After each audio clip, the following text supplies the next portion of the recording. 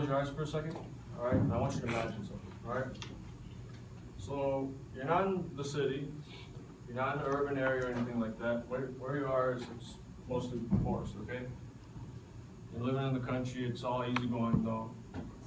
But the problem is you have some animals. You got bears, you got wolves. But the problem is that you don't have any firearms. You have nothing to protect you because someone's opinion from somewhere else overrided up in government, so now you can't hold them. So you guys can open your eyes now? So tell me how some of you guys feel. Unsafe. Not safe? And you guys feel a little betrayed? Like someone's not listening to my own voice, you know, completely ignoring me. So basically we're talking about gun rights. So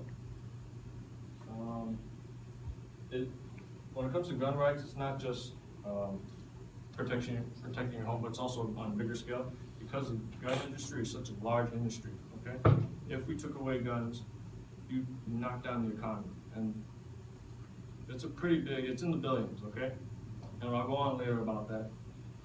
And also, it's about crime. All right, because in studies, it's shown that more guns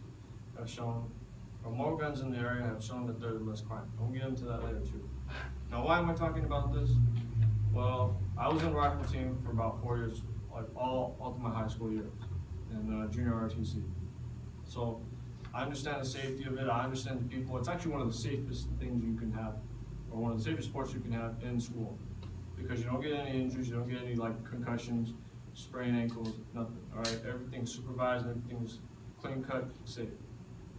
So I just want to stress that throughout this speech, I want you guys to remember that no one in one area should dictate what you're doing or what your rights are in another. Okay?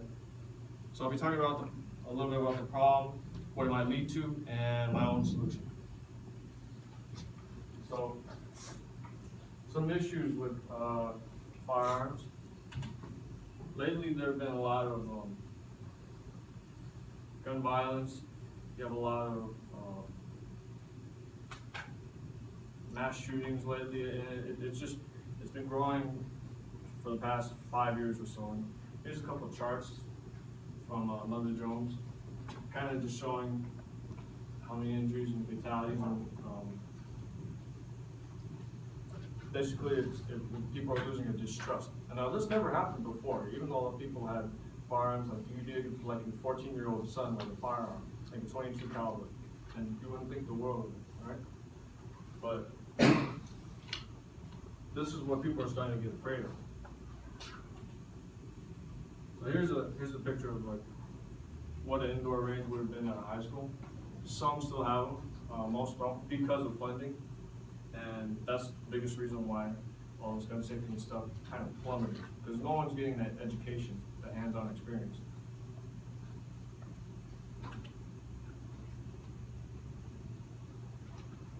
So the causes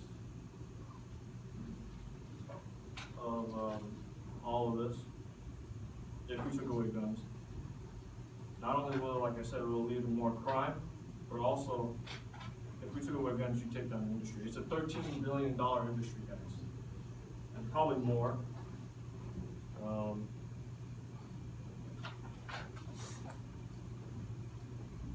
Also, like I said, there have been many studies. One study by a criminologist, Mr. Cates, and a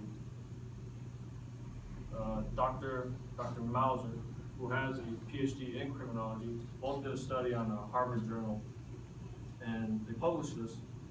And even though through statistics it says, okay, less guns should mean less violence, right, generally. So what they usually found, though, was that the opposite always came about.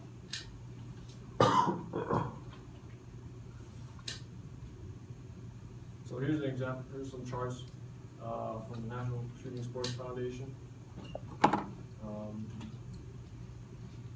Couple comments.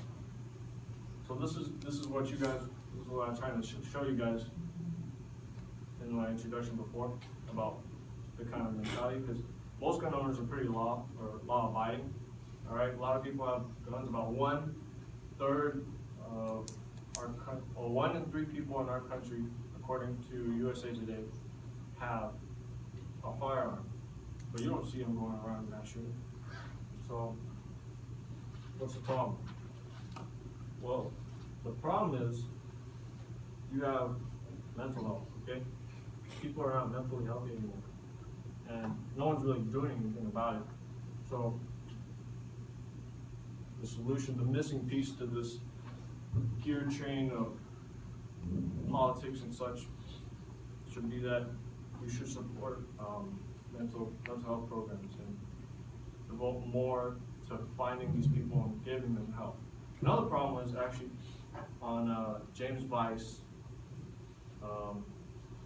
He found out from an article printed out by the county sheriffs of Colorado that a psychologist, actually, what they did was they did their job. They understood that their patient was not, the patient was, let's just say, becoming dangerous. And they did their job. They informed the police, but the police did nothing about it. So I believe there should be programs like Hotline or something like that, where a close member of that person who's becoming mentally unstable can contact the police or contact this hotline and get a detective and stop it before it ever happens. So I kind of talked about